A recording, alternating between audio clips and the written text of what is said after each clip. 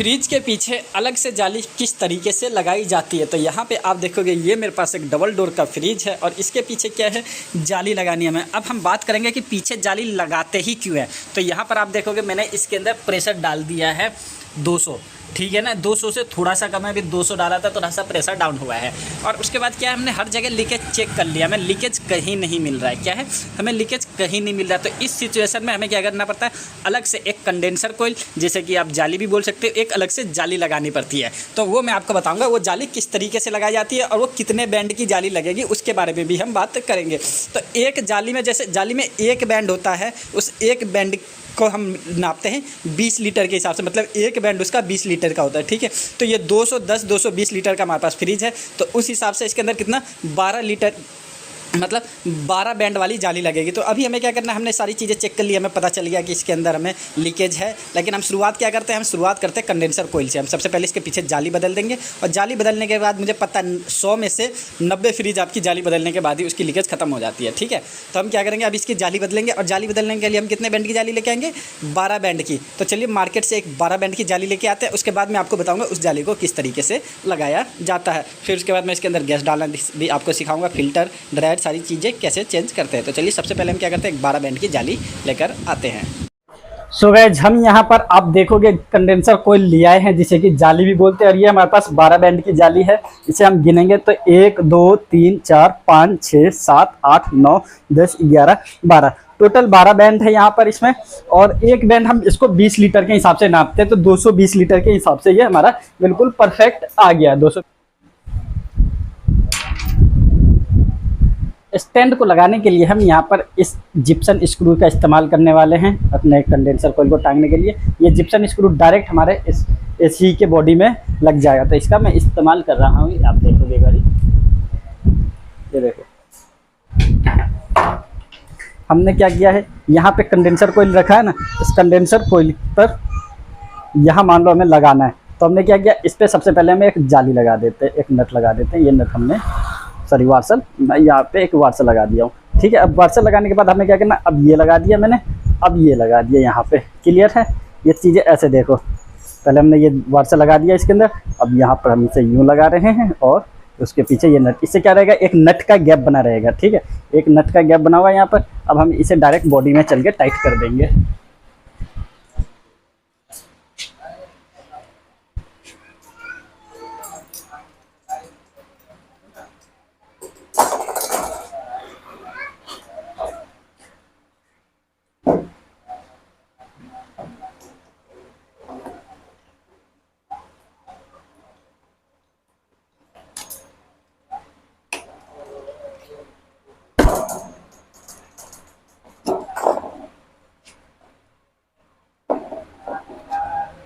ये देखो हमने कुछ भी नहीं किया, ऑटोमेटिक। ये जिप्सन स्क्रू की यही खास बात है, जिप्सन स्क्रू बहुत इजीली लग जाता है हमारे किसी भी बॉडी में, किसी भी लोहे के चदरे में आसानी से ये अपने आप ही होल्ड कर लेता है, ठीक है। तो सेम वही करेंगे हम, यहाँ पे भी एक वार्सल लगा दिया हमने, यहाँ पे भी एक वार्सल लगा दिया, और पीछे यहाँ पे नट लगा देंगे ताकि एक नट का गैप बना रहे।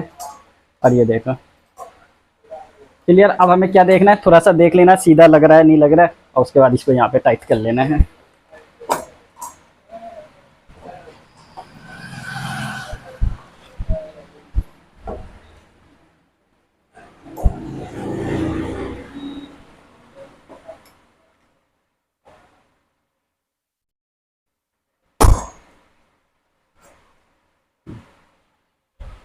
देखो ये लग गया। ठीक इसी तरीके से हमने 4 नट लगाए, चारों कोने पे एक एक नट हमें लगा देना है, एक एक स्क्रू मार देना है इसकी बॉडी में, ठीक है। और हम यहाँ पे नीचे वाले में भी 2 स्क्रू मार लेते हैं। सो गाइस, अब आप यहाँ पे देखोगे ये हमने कंडेंसर को लगा दिया, बिल्कुल परफेक्ट है, चारों कोने पे एक एक स्क्रू लगा हुआ आपको दिख रहा है, क्लियर है। अब हमें क्या करना है, इसके कनेक्शन करने हैं, इस कंडेंसर कोयल के पाइपों की वेल्डिंग करनी पड़ेगी, इसको ज्वाइन करना पड़ेगा, ठीक है। तो शुरुआत हम करते हैं यहाँ कैपलरी से। ये जो हमारी कैपलरी है, हमें सबसे पहले ये पुराने वाले कंडेंसर कोयल अंदर से, जो ये हमारी कंडेंसर कोयल पहले से रहती है बॉडी में, वहां से हमें ये कैपलरी को काट लेना है। ये फिल्टर में लगा हुआ है ये कैपलरी, हमें सबसे पहले इस कैपलरी को काट लेना है।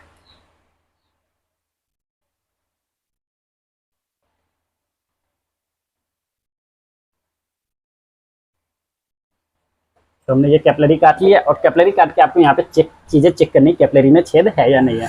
तो यहाँ पे हमें कैपलरी में छेद भी बरोबर दिख रहा है, ठीक है, ये क्लियर हो गया। अब हमें यहाँ क्या करना है, ये फिल्टर यहाँ से काट लेना जितना हो सके जड़ से, क्योंकि अब ये वाले कंडेंसर हमारे किसी काम के नहीं है, तो हम यहाँ से जड़ से काट लेंगे इसे, क्योंकि फालतू का पाइप क्यों रखे जब इसके अंदर वो फालतू की चीज़ें काम की है ही नहीं।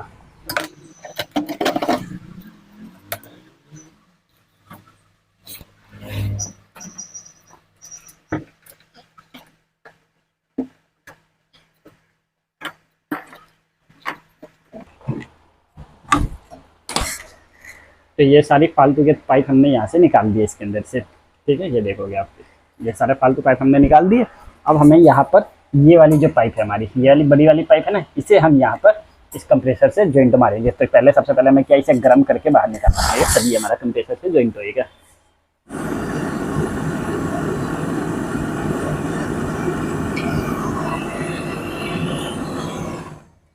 तो हमने इसे गर्म करके निकाल दिया। कई लोगों के मन में एक सवाल ये भी हो सकता है कि इसको गर्म करके क्यों निकाला, काट क्यों नहीं दिया। तो इसके अंदर जो ये रिपीट लगी हुई है, ये कंपनी वाले रिपीट मार के देते हैं, ये रिपीट हमें ना आपको गर्म करके ही निकालनी पड़ेगी, अदरवाइज ये रिपीट आपकी बाहर नहीं निकलेगी। क्लियर है। तो अब हमें इसे, ये वाला पाइप हमारा उसमें लगेगा,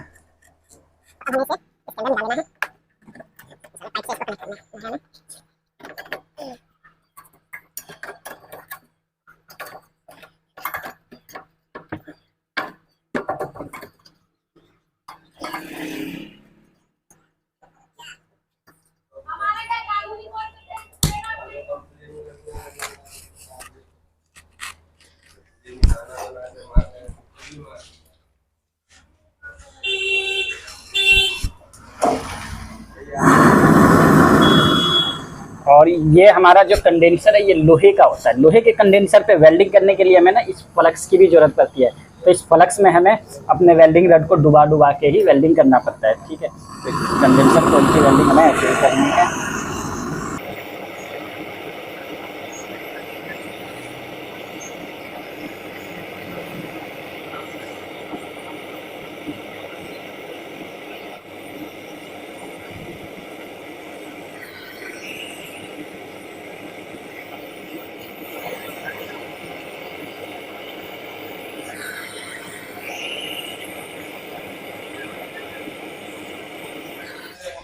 तो ये हमारी यहाँ पर वेल्डिंग कंप्लीट हो गई है। अब हमें क्या करना है, यहाँ पर हमें एक फ़िल्टर भी लगाना है। तो ये हमारी वेल्डिंग हो चुकी है। अब हमें क्या करना है, अब हमें यहाँ पे फ़िल्टर लगाना है। तो यहाँ पे दूसरा एक पॉइंट तो हमारा कनेक्ट हो गया कंप्रेसर से, दूसरा पॉइंट हमें यहाँ फ़िल्टर से कनेक्ट करना है। और ये हमारे पास एसी का फ़िल्टर है, ठीक है। तो हम यहाँ पे एसी का फ़िल्टर इमरजेंसी में लगा रहे हैं, क्योंकि यहाँ पे हमारे पास फ्रिज का फ़िल्टर नहीं है। तो उसमें भी कोई समस्या नहीं है। इससे पहले भी मैंने कई फ्रिजों में एसी का फ़िल्टर का इस्तेमाल कर चुका हूँ, कोई समस्या नहीं आती है उससे।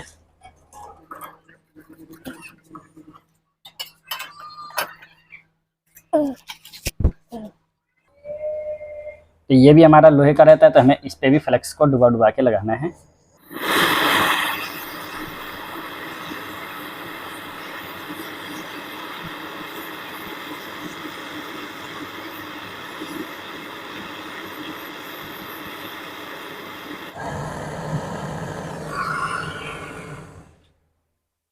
ये भी हमारा कंप्लीट हो गया। एक तरफ हमने फ़िल्टर लगा दिया। अब दूसरी तरफ हमारे फ़िल्टर में जो छेद है, एक छेद को हम बंद कर लेंगे, क्योंकि ये एसी के फ़िल्टर में हमें 2 छेद देखने को मिलता है।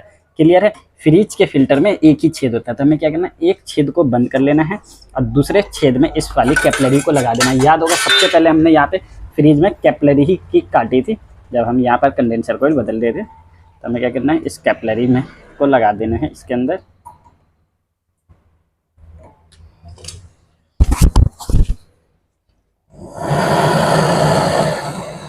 ये हमारा कॉपर का है, कैपलरी भी हमारी कॉपर की है, फिल्टर भी हमारा कॉपर का है। तो यहाँ पे हमें फ्लक्स का इस्तेमाल नहीं करना, ये हमारा इजीली वेल्ड हो जाएगा।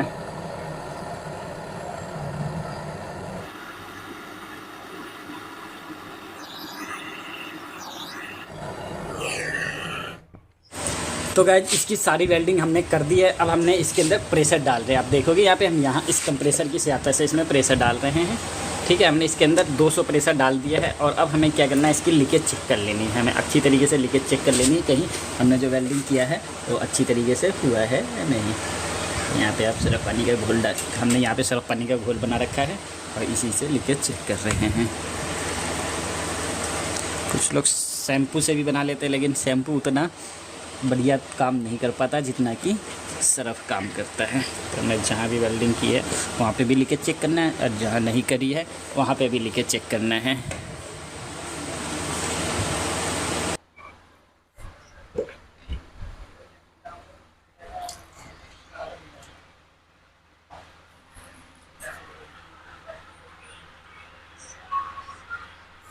तो गाइस हमने यहाँ पे लीकेज चेक कर लिया, हमें यहाँ पे लीकेज बिल्कुल भी नहीं है। अब हमें क्या करना है, अब हमें इसके अंदर वैक्यूम करके गैस डाल देनी है, ठीक है।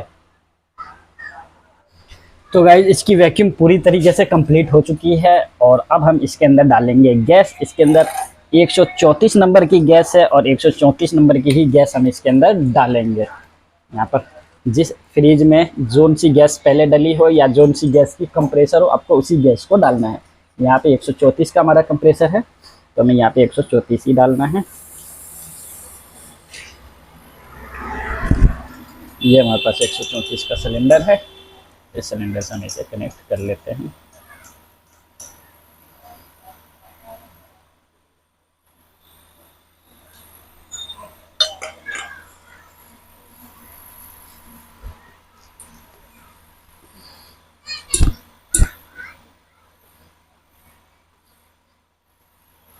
यहाँ से हमने गैस खोल दिया। अब यहाँ से हमने गैस खोला तो ये डायरेक्ट हमारे गैस पाइप के एंड तक नहीं पहुंची होगी। ऐसा नहीं कि वो एसी के वहाँ तक पहुंच गया, वहाँ तक नहीं पहुंचा ये पाइप, बीच में एयर रह गई है। ये वाली पाइप हमारी वैक्यूम है, इस वाले पाइप में एयर है, तो इस वाले पाइप का एयर हम निकालेंगे यहाँ से। ये वाला पॉइंट हम खोलेंगे, ये देखो यहाँ से पूरा एयर बाहर निकल गया, ठीक है।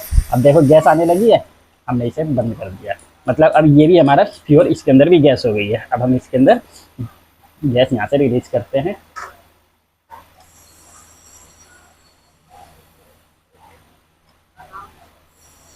इसके अंदर हम रनिंग प्रेशर डालेंगे 10, स्टैंडिंग कुछ भी रख के चालू कर देते हैं। यहाँ पे देखोगे आप स्टैंडिंग हमारा 30 आ गया है। अब हम इस फ्रिज को ऑन करते हैं।